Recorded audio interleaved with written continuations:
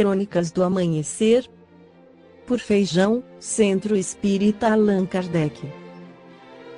Balneário Gaivota, 13 de novembro de 2017. De Lenin ao Consolador, a Grande Revolução. Encerrando esta série de crônicas do amanhecer sobre os anos da Revolução Russa, apresento o artigo de Mário Frigeri na revista Reformador de novembro de 2017, onde inicialmente coloca duas afirmações, uma dos pais do capitalismo e outra do espírito de verdade proletários de todos os países. Univos. Marx e Engels, espíritas, amai-vos, este o primeiro ensinamento, instruí-vos, este o segundo. O espírito de verdade Mário Frigeri afirma que a humanidade é uma grande família. E como acontece em toda família numerosa, há conflitos ocasionais entre os seus integrantes.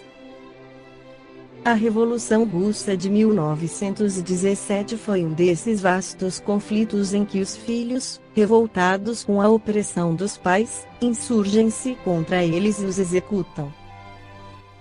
Em seguida, os irmãos mais velhos que executaram os progenitores se voltam contra seus irmãos mais novos e os dizimam, exercendo sobre os sobreviventes uma opressão igual ou pior que a exercida anteriormente.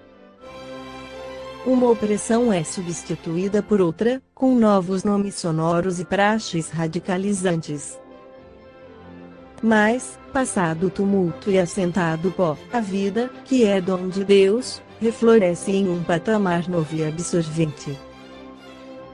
Embora os métodos utilizados pelos revolucionários fossem injustificáveis, o conflito teve o seu lado positivo e empoderou um império estagnado, o Império Russo, mais tarde, União das Repúblicas Socialistas Soviéticas URSS, e o erigiu praticamente ao nível da nação mais poderosa do mundo, os Estados Unidos da América, bipolarizando as nações em torno de suas áreas de influência durante quase todo o século XX. Essa revolução, que está completando agora 100 anos e que constituiu um dos eventos mais extraordinários do último século, já foi dissecada à exaustão por analistas especializados do mundo inteiro e, por isso, dispensamo-nos de retraçar aqui o seu trajeto histórico. Nosso objetivo, menos dialético e mais didático, é estabelecer um paralelo entre os princípios que a nortearam e os postulados correspondentes do Espiritismo, a doutrina do Consolador prometido por Jesus. Isto nos levará a compreender melhor a diferença entre o pensamento materialista, consubstanciado no marxismo-leninismo que galvanizou a Revolução, e o pensamento transcendental, onipresente na doutrina espírita, que permeia e vitaliza o seu oceânico e diário de luz. Nas citações do marxismo-leninismo que fazemos abaixo, com exceção dos tópicos com índices, quem fala é Lenin Vladimir Ilyich Ulyanov, 1870-1924, a figura intelectual e carismática mais eminente da Revolução Bolchevique. Nas citações do Espiritismo, quem fala é o Espírito de Verdade, ou Consolador. Agressividade. Lenin. Revolução é guerra única, em verdade, legítima, justa e grande, entre quantas a história conheceu. A tomada do poder deve ser a obra da insurreição, sua meta política se verá depois de termos tomado o poder. A classe operária deve quebrar, demolir a máquina de Estado que encontra montada, e não se limitar simplesmente à sua conquista. Devemos colocar para baixo toda a resistência, com tal brutalidade que não vai ser esquecida por várias décadas. Quanto maior o número de representantes do clero reacionário e da burguesia reacionária conseguirmos executar, melhor.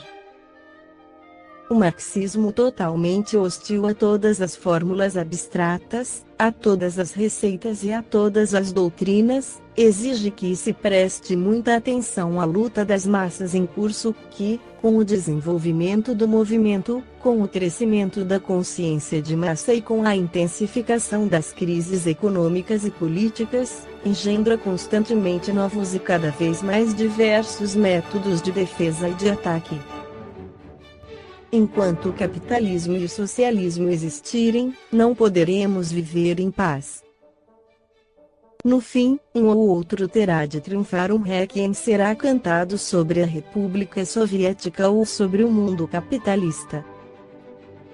Somente depois de ter desarmado a burguesia, o proletariado será capaz de, sem destruir sua missão histórica mundial, atirar todos os armamentos no depósito de ferro velho. Paz, terra e pão, todo poder aos sovietes, conselhos integrados por delegados dos trabalhadores, camponeses e soldados. A agressividade consoladora. O que leva o homem à guerra é a predominância da natureza animal sobre a natureza espiritual e satisfação das paixões. No estado de barbárie, os povos só conhecem o direito do mais forte, daí porque, para eles, a guerra é um estado normal.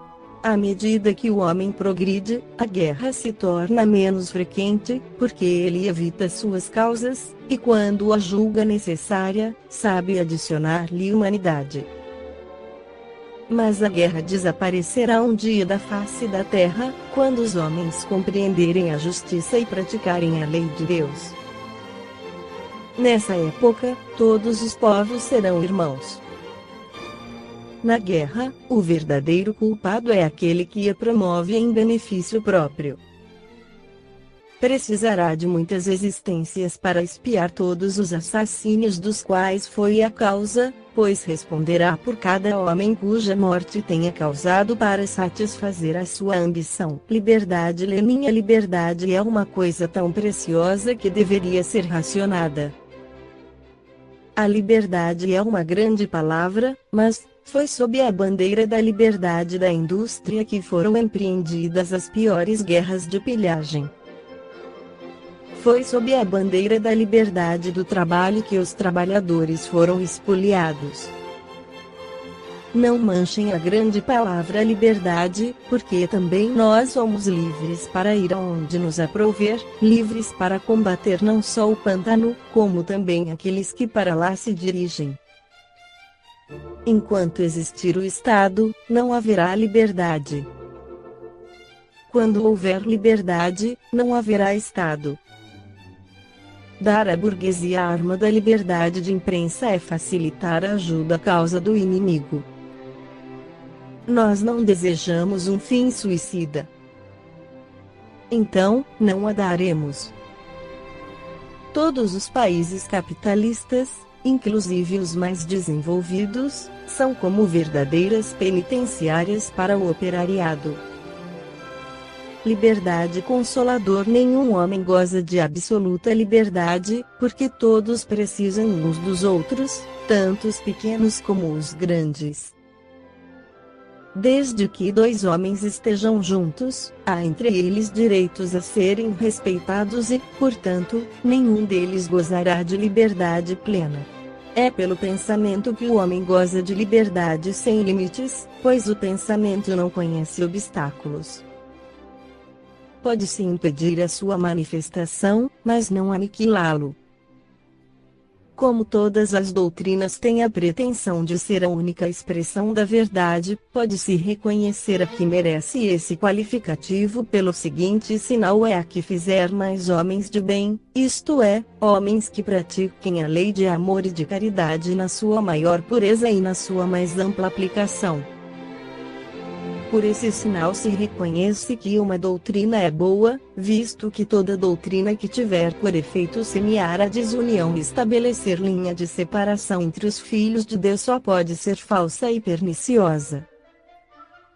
Igualdade. Lenin. Supressão de todos os gastos de representação e de todos os privilégios pecuniários dos funcionários, redução dos vencimentos de todos os funcionários do Estado ao nível do salário de um operário. É aqui exatamente que se manifesta com a maior evidência a viragem da democracia burguesa à democracia proletária, da democracia dos opressores à democracia das classes oprimidas, do Estado como força especial para a repressão de uma classe determinada à repressão dos opressores pela força geral da maioria do povo, dos operários e dos camponeses. Do ponto de vista político e econômico, o comunismo seria a etapa final de um sistema que visa a igualdade social e a passagem do poder político e econômico para as mãos da classe trabalhadora. Para atingir este estágio, dever-se-ia passar pelo socialismo, uma fase de transição onde o poder estaria nas mãos de uma ditadura, que organizaria a sociedade rumo à igualdade plena, onde os trabalhadores seriam os dirigentes e o Estado não existiria. Igualdade consolador. Todos os homens são iguais perante Deus e tendem para o mesmo fim, visto que Deus fez suas leis para todos. Frequentemente dizeis o sol brilha para todos, e com isso enunciais uma verdade maior e mais geral do que pensais. A desigualdade das condições sociais é obra do homem e não de Deus. Mas essa desigualdade desaparecerá um dia, porque só as leis de Deus são eternas. É possível notar a desigualdade diminuir pouco a cada dia. E desaparecerá quando o egoísmo e o orgulho deixarem de predominar, restando apenas a desigualdade do merecimento. Dia virá em que os membros da grande família dos filhos de Deus não mais se considerarão como de sangue mais ou menos puro. Só o espírito é mais ou menos puro, isso não depende da posição social. E se essa desigualdade natural de aptidões coloca certas raças humanas sob a dependência de outras mais inteligentes, é para que estas possam elevá-las e não para embrutecê-las ainda mais pela servidão. Em suma, todos os homens são iguais na balança divina, só as virtudes os distinguem aos olhos de Deus. Propriedade. Leme. Não se pode vencer o capitalismo sem tomar os bancos e sem abolir a propriedade privada dos meios de produção, mas é impossível realizar esta medida revolucionária sem organizar a direção democrática por todo o povo dos meios de produção arrancados à burguesia, sem incorporar toda a massa dos trabalhadores, proletários, semiproletários e pequenos camponeses, na organização democrática das suas fileiras, das suas forças e da sua participação no Estado. Os comunistas alemães são comunistas porque, por meio de todas as etapas intermediárias e de todos os compromissos criados não por eles, mas pela marcha da evolução histórica, veem com clareza e perseguem constantemente seu objetivo final: a supressão das classes e a criação de um regime social onde não haverá lugar para a propriedade privada da terra e de todos os meios de produção. Engels, citado por Lenin. Horrorizais-vos os burgueses porque queremos abolir a propriedade privada. Mas em vossa sociedade a propriedade privada está abolida para 9/10 de seus membros. E é precisamente porque não existe para estes 9/10 que ela existe para vós. Acusais-nos, portanto, de querer abolir uma forma de propriedade que só pode existir com a condição de privar de toda a propriedade a imensa maioria da sociedade. Em resumo, acusais-nos de querer abolir vossa propriedade. De fato, é isso que queremos. Propriedade consoladora. O primeiro de todos os direitos naturais do homem é o de viver.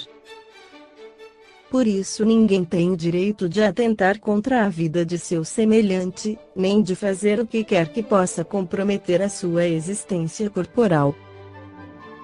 Esse direito de viver confere ao homem o direito de acumular bens que lhe permitam repousar quando não mais puder trabalhar, mas deve fazê-lo em família, como abelha, por meio de um trabalho honesto, e não acumular como um egoísta.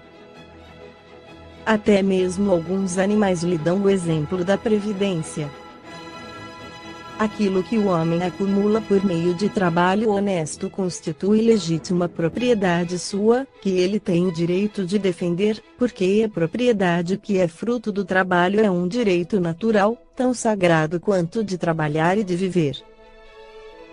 Mas só é legítima a propriedade que foi adquirida sem prejuízo de outrem. o homem só possui em plena propriedade aquilo que lhe é dado levar deste mundo. Do que encontra ao chegar e deixa-o partir, goza ele enquanto aqui permanece. Desde, porém, que é forçado a abandonar tudo isso, não tem a posse real das suas riquezas, mas, simplesmente, usufruto. Que possui ele, então? Nada do que é de uso do corpo, tudo o que é de uso da alma, a inteligência, os conhecimentos, as qualidades morais. Isso é o que ele traz e leva consigo, o que ninguém lhe pode arrebatar, o que lhe será de muito mais utilidade no outro mundo do que neste. Depende dele ser mais rico ao partir do que ao chegar, porque, daquilo que tiver adquirido em bem, resultará a sua posição futura. Ninguém pode dizer que uma coisa lhe pertence, quando pode ser tirada sem o seu consentimento. Prosperidade. Lenin. Do capitalismo, a humanidade só pode passar diretamente ao socialismo, quer dizer, a posse comum dos meios de produção e a distribuição dos produtos segundo o trabalho de cada um. Mas, o nosso partido vê mais longe. Socialismo deve infalivelmente se transformar, pouco a pouco, em comunismo, que tem inscrito na sua bandeira o lema de cada um segundo as suas capacidades, a cada um segundo as suas necessidades. Na sociedade burguesa, o trabalho vivo é sempre um meio de aumentar o trabalho acumulado. Na sociedade comunista, o trabalho acumulado é sempre um meio de ampliar, enriquecer e melhorar cada vez mais a existência dos trabalhadores. Comunismo é a doutrina política e o sistema econômico e social baseados na propriedade comum de todos os bens e na igual distribuição de riqueza entre todas as pessoas. Segundo o modelo comunista implementado por Lenin na Rússia, o Estado era dono de todos os meios de produção: fábricas, máquinas, matérias-primas, terras, cultivos agrícolas, recursos naturais, comércio, sistemas de transporte. As pessoas, porém, podiam ser donas apenas de poucos bens, como móveis e eletrodomésticos, e de objetos pessoais. Prosperidade consoladora. A igualdade absoluta das riquezas não é possível, porque a diversidade das faculdades e dos caracteres a isso se opõe. Os que apregoam ser esse o remédio para os males da sociedade são sistemáticos ou ambiciosos e invejosos. Não compreendem que a igualdade com que sonham logo seria desfeita pela força das coisas. Em vez de correr atrás de quimeras, o homem deve combater o egoísmo, que é a grande chaga social. A desigualdade das riquezas é um dos problemas que inutilmente se procurará resolver, desde que se considere apenas a vida atual. A primeira questão que se apresenta é esta: por que nem todos os homens são igualmente ricos?